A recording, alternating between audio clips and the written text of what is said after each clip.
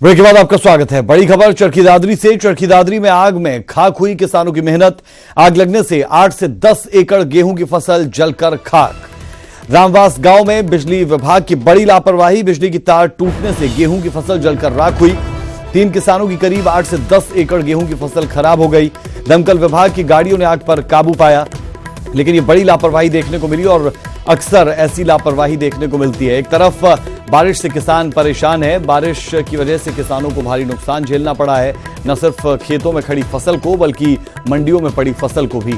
और अब ऊपर से ये मार कि चरखी दादरी में आग ने तांडव मचाया और किसानों की मेहनत पर पानी फिर गया। आग लगने से 8 से 10 एकड़ गेहूं की फसल जलकर खाक हो गई। रुक करते हैं चरखी दादरी से संवाददाता प्रदीप साहू का। प्रदीप, क्या कारण बताया जा रहा है और साथ ही किसानों को लगातार नुकसान हो रहा है, एक तरफ बारिश और अब ये आग का तांडव।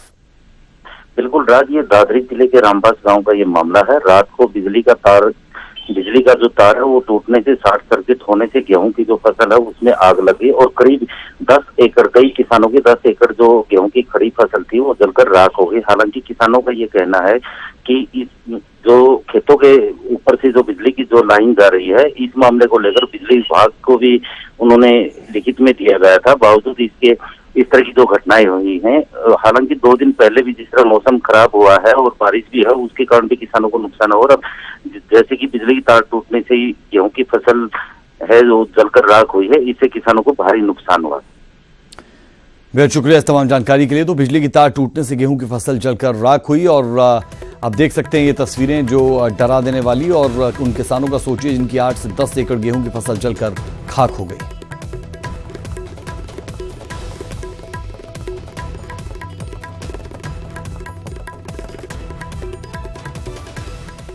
तो किसानों की बर्बाद होती फसल अन्नदाता के सामने मुश्किलों का पहाड़ है। एक तरफ मौसम की मार और दूसरी तरफ इंसानी लापरवाही उसकी मेहनत पर कभी भी पानी फिर सकती है।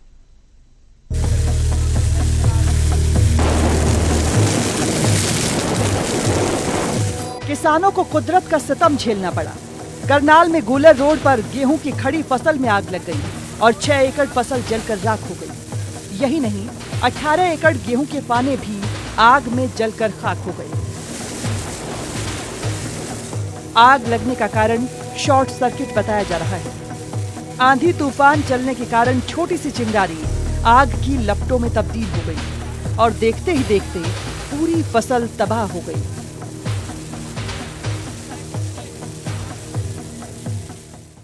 पाँच किले करीब ये गेहूं जड़ी, कितना खराबा हुआ है इसके बारे में हम सरकार को रिपोर्ट भेजेंगे।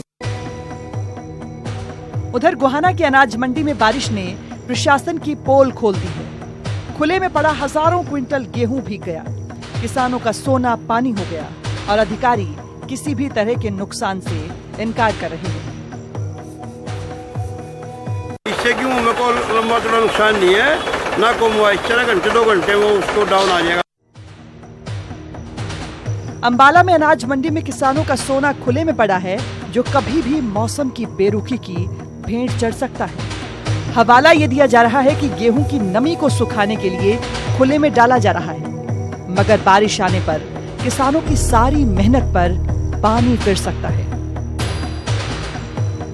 का नुकसान आड़ती को भी है, जिम्मेदार को भी है। नुकसान तो है, कुछ परसेंट तो होगा। देखो तो बाकी ये अभी कोशिश रहा कि भी ना नुकसान हो। भारी नुकसान हुआ। गेहूं जो लाम नहीं आया था वह भी उखड़ गए और बीज के दाना भी खराब हो गया उसका। कुछ ऐसा ही आलम चरखी दादरी में भी है। चलिए दिखाते हैं आपको कि आईएनएलडी क्या कुछ कह रही है। प्रेस कॉन्फ्रेंस में अभय चौटाला उम्मीदवारों के नाम का ऐलान कर रहे हैं, सुनिए आप भी। बल्कि जो लड़कियां भी उस आईटीआई में पढ़ने वाली थी, उनके साथ भी बहुत भद्र व्यवहार किया है। भद्र व्यवहार जो होता है वो किया।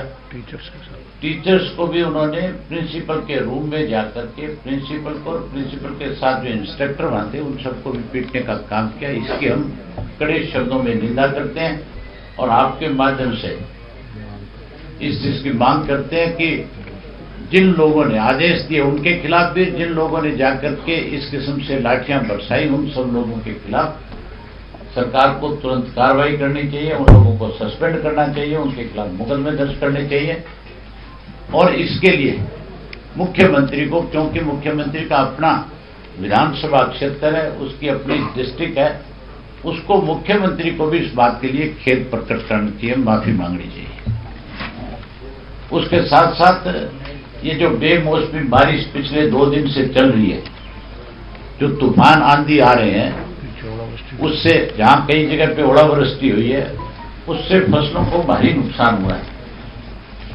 सरकार को तुरंत स्पेशल गिरदावरी करके, क्योंकि किसान की बिल्कुल फंसी हुई पकी हुई फसल जो थी, जिसपे किसान ने 1-2 दिन बाद कंबाइन चला करके उसको काट करके अपने घर में ले जाना था, इस बेमौसमी बारिश की वजह से उस किसान के खेत की खड़ी फसल बर्बाद होगी। तो इसके लिए तुरंत उसको राहत प्रदान की जाए, इसकी स्पेशल गिरदावरी, और उनको तुरंत मुआवजे के रूप में पैसा दें। और उसके साथ साथ, क्योंकि अब चुनाव की तारीख तय हो चुकी है, हरियाणा प्रदेश में भी नॉमिनेशन कल से शुरू हो गए। सब राजनीतिक दल अपने अपने तरीके से इस चुनाव के मैदान में अपने प्रत्याशियों को लेकर के जाएंगे। वहीं इंडियन नेशनल लोकदल पार्टी ने हरियाणा के हर वर्ग के लोगों को पहले भी, चाहे विधानसभा थी, लोकसभा थी, राज्यसभा थी, हमने हमेशा उन लोगों को प्रतिनिधित्व बनाया है जो लोगों के बीच में रह करके लोगों की समस्याओं को समझने का काम करते हैं, और लोकसभा और राज्यसभा और विधानसभा में आने के बाद अपनी जिम्मेवारी, जिस मतदाता ने उनको वोट देके जिता करके भेजा, उसको निभाने का काम करते हैं। अब भी हमने उसी तरह से अपनी पार्टी के सारे लोगों के साथ, हमने कभी भी किसी के ऊपर प्रत्याशी थोपे नहीं। थोपने की बजाय हमने अपने पार्टी के पदाधिकारियों से, हमने डिस्ट्रिक्ट के हेडक्वार्टर पे जाके पार्टी के कार्यकर्ता साथियों के साथ मीटिंगें करी, और उन सब से पूछ करके फैसला लिया कि किन किन लोगों को हमें पार्टी की तरफ से उम्मीदवार के रूप में मैदान में उतारना चाहिए। सबसे पहले सरसा के अंदर जो हमारे सांसद रणजीत सिंह रोड़ी जी हैं, उनको हमने इसलिए फिर से चुनाव मैदान में उतारा है कि उन्होंने अपनी जिम्मेवारी समझते हुए 5 वर्ष जहां सरसा लोकसभा क्षेत्र के लोगों की सेवा करी, वहीं उन्होंने हरियाणा का नाम भी और इंडियन नेशनल लोकदल पार्टी का नाम भी देश के अंदर एक सांसद के रूप में एक बड़ा सम्मान उन्होंने हमें प्रदान करने का काम किया। जहां और बाकी मेंबर पार्लियामेंट के स्टिंग ऑपरेशन हो रहे थे, कोई पैसे लेकर के क्वेश्चन लगाने की बात कर रहा था, कोई पैसे लेकर के अपनी पार्टी को कमजोर करने की बात कर रहा था, कोई रिश्वत के रूप में पैसे लेकर के अपने लोगों के अंदर की कर रहा था, वहीं हमारे सांसद के सामने भी 10 करोड़ रुपए लेकर के स्टिंग ऑपरेशन करने वाले लोग पहुंचे और उन्होंने बैग खोल दिए और उनसे ये कहा कि एक सांसद को चुनाव लड़ने के लिए पैसों की बहुत सख्त जरूरत होती है।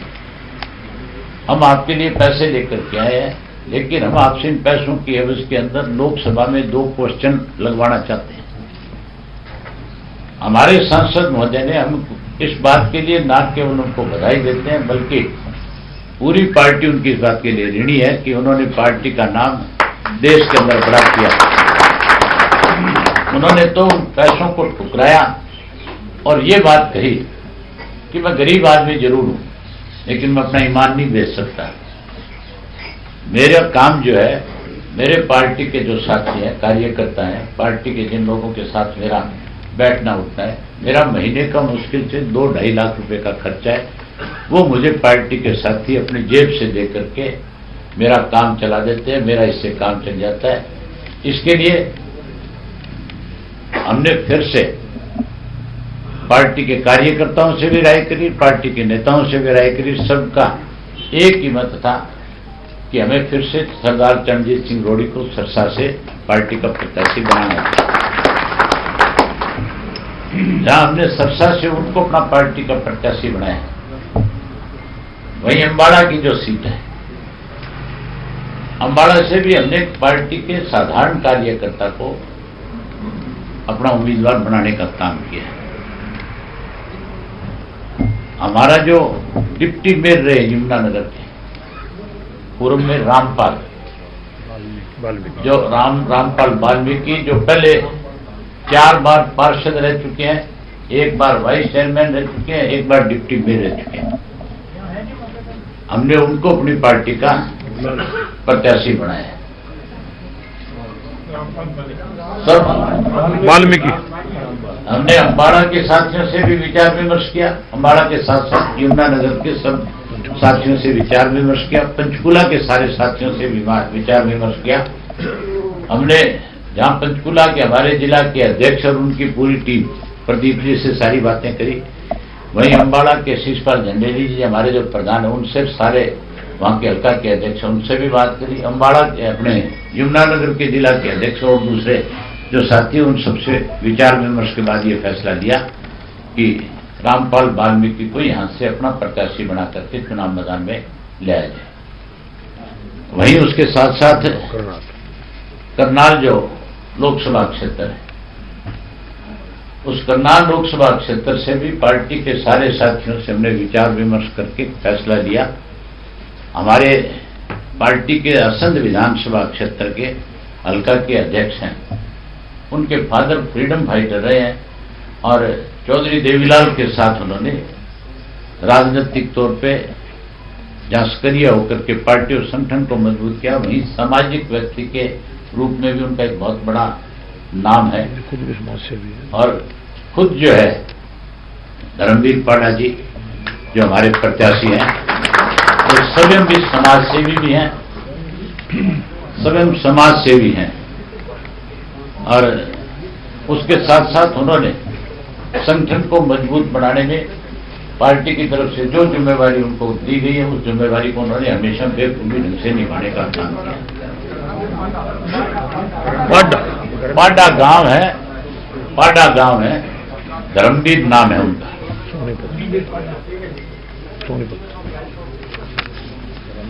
सोनीपत से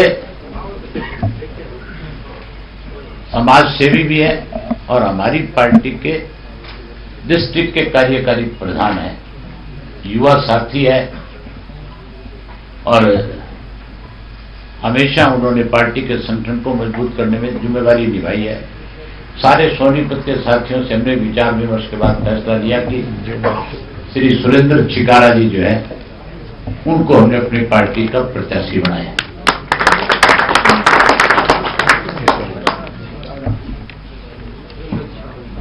हिसार की सीट को बड़ा वोट सीट माना जाता है और हिसार की सीट को लेकर के अलग अलग प्रतिक्रियाएं सब लोगों की आती है कि हिसार में अब की बार बड़ा दिलचस्प मुकाबला होगा, जहां कुछ लोगों का राजनीतिक अस्तित्व दांव पे लगा हुआ है, जहां कई सर्वाइव करने की कोशिश में है, जिनका विघटन 100% इस चुनाव में पक्का है। वहीं हमने अपने पार्टी के सारे साथियों से विचार विमर्श किया। एक ऐसे साथी को, एक साधारण कार्यकर्ता को हमने फिर चुनाव मैदान में लाने का काम किया है, जो लगातार किसान संगठन के साथ जुड़ा रहा है, जिसने अपने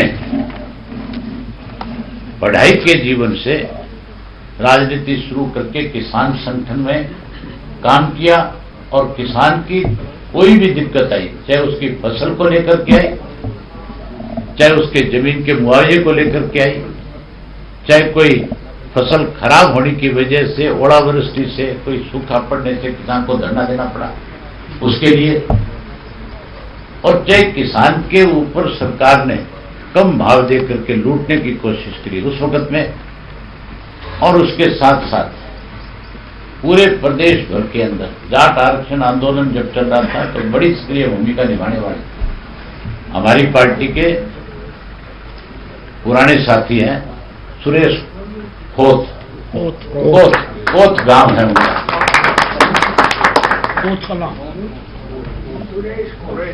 सुरेश कोथ हमने किसान का प्रतिनिधित्व कर्ज के लोकसभा में जाकर के इसके लिए फैसला लिया कि किसानों के समस्याओं को समझने वाले व्यक्ति को भी अब की बार हमें चुनाव मैदान में उतारना चाहिए, ताकि ऐसे लोग अगर लोकसभा में चुन करके जाएंगे तो 100% मान के चलो, क्योंकि वो किसान की छोटी से छोटी समस्या को अच्छे से जानते हैं। उन्होंने उन समस्याओं के साथ जूझने का काम किया, उन्होंने उनके लिए लड़ने का काम किया।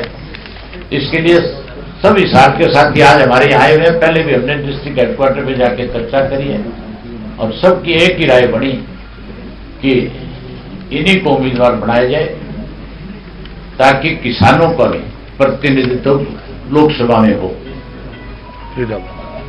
उसके साथ साथ फरीदाबाद से हमारी पार्टी के प्रदेश के सचिव हैं, पूर्व में जिला अध्यक्ष रहे हैं, वो भी समाज सेवी भी हैं, श्री महेंद्र सिंह चौहान जो है, हमने अपने फरीदाबाद के सब लोगों से, पलवल के सब साथियों से विचार विमर्श के बाद फैसला किया है कि अब की बार महेंद्र सिंह चौहान को यहां से चुनाव मैदान में उतारा जाए। 4 जो शेष सीटें हैं, कुरुक्षेत्र है, कुरुक्षेत्र के साथ रोहतक है, महेंद्रगढ़ है और गुड़गांव है।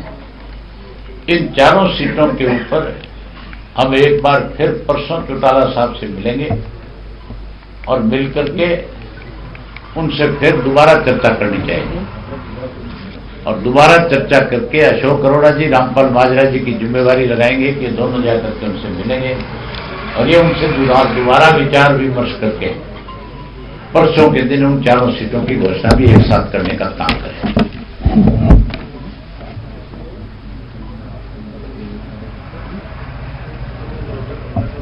कोई आपकी तरफ से कोई क्वेश्चन है तो आप पूछ सकते हैं। 2 नहीं 10 करोड़ की। ये सेशन के दौरान की घटना है। यही बता दें इनको सबसे ईमानदार सांसद का ये पकड़ो, ईमानदार सांसद का तकमा दिया है। यहाँ आ जाओ, यहाँ आ जाओ भाई तू। अरे अब तो तुम्हारा तो सिर मोर है। बहुत ही आदरवर्ष करते लोग, बस वैसे ही बता दो इनको। आगे सिंह चौटाला जी, आज समੁੱਚੇ लीडरशिप। सो सब तो पहले तो मैं धन्यवाद करदा जिन्होंने मैनू एक गरीब घर चो उठ के और मैनू सरपंची तो लैके MP तक जो मान सम्मान दिता। सो अज समय आया है कि दूसरी बार चुनाव के विच मैनू उतारन का काम किया। सो मैं अपने वालों, पार्टी वालों, परम आदरणीय चौधरी ओम प्रकाश चौटाला जी का और समੁੱਚੇ लीडरशिप का बहुत बहुत धन्यवाद करता। इत्थे की सवाल है कि जो ऑपरेशन होया वो जो सैशन चल रहा सी और सैशन के समय दे विच हर रोज कोई ना कोई पार्टी मिलती है, कोई ना कोई आदमी आके मीटिंग करने वास्ते टाइम लेंदा। तो मैथों भी टाइम लेता गया सी। 2 आदमी आए, बड़े जेंटलमैन सीगे, काला बैग सी उन्हां कोल और मैनू अंदर कमरे दे विच 11 महीना बाग दे बिठा के जो बाकी साथी से उन्होंने बाहर कढ़ता सी और मैनू ਇਹੋ ਜਿਹੇ सवाल किए उन्होंने कि तुहाडे खेतर दे विच एक बहुत बड़ी फैक्ट्री लगनी है, उस फैक्ट्री दे विच विदेश चों जिहड़ी फैक्ट्री आऊगी ਉਹਦੇ ਤੇ ਸਾਨੂੰ ਤੁਸੀਂ बड़ी मदद करनी है। मैं कहा भी जो मदद होगी ਤੁਸੀਂ मेरे एरिया फैक्ट्री लाओ और मैं मदद करूंगा। तो जितों तक सवाल होया कि मदद करने की गल तो बाद उन्होंने पैसा की गल कही कि तुहाडे चुनाव के उत्ते पैसा खर्च होंदा है। कंपनी वालों आदेश है कि करोड़ तो लैके 10 करोड़ रुपये तक कंपनी तुहानूं पैसा देऊ, लेकिन मैं उन्होंने एक ही जवाब दिता कि मेरा जो चुनाव है चाहे तो MLA का सी चाहे। तो ये आप INLD की प्रेस कॉन्फ्रेंस सुन रहे थे और INLD की प्रेस कॉन्फ्रेंस में साफ कर दिया गया कि 6 सीटों पर उन्होंने अपने उम्मीदवारों के नाम का ऐलान कर दिया है, जबकि 4 सीटों पर अभी भी नाम का ऐलान नहीं किया गया है। बड़ी खबर हम आपको बता रहे हैं, इनेलो ने 6 सीटों पर अपने प्रत्याशियों के नाम का ऐलान कर दिया है। 4 सीटों को अभी भी होल्ड पर रखा गया है, जहां पर चर्चा के बाद उनका ऐलान किया जाएगा। सिरसा से चरणजीत सिंह रोड़ी को टिकट दिया गया और चरणजीत सिंह रोड़ी को आप सुन भी रहे थे। करनाल से धर्मवीर इनेलो प्रत्याशी होंगे। साथ ही अंबाला से रामपाल वाल्मीकि को इनेलो ने टिकट दिया है। फिर से बता दें, अंबाला से रामपाल वाल्मीकि को टिकट, सोनीपत से सुरेंद्र छिकारा को इनेलो का टिकट मिला और इनेलो ने 6 सीटों पर प्रत्याशियों के नाम का ऐलान कर दिया है। कुरुक्षेत्र, उसके साथ साथ रोहतक और गुरुग्राम में भी टिकटों का ऐलान होना बाकी है। करनाल से धर्मवीर होंगे इनेलो के प्रत्याशी और एनएलडी की प्रेस कॉन्फ्रेंस में अभय चौटाला ने 6 नामों का ऐलान किया और सिरसा से जो पहले जो मौजूदा दौर में सांसद रहे उन्हें फिर से टिकट दिया गया। इनेलो ने 6 सीटों पर प्रत्याशियों के नाम का ऐलान कर दिया। सिरसा से सांसद चरणजीत सिंह रोड़ी को टिकट दिया गया है। अंबाला से रामपाल वाल्मीकि को प्रत्याशी बनाया गया है। करनाल से धर्मवीर को टिकट दिया गया और अंबाला से रामपाल वाल्मीकि को इनेलो ने टिकट दिया। सोनीपत से सुरेंद्र छिकारा को एनएलडी का टिकट मिला है।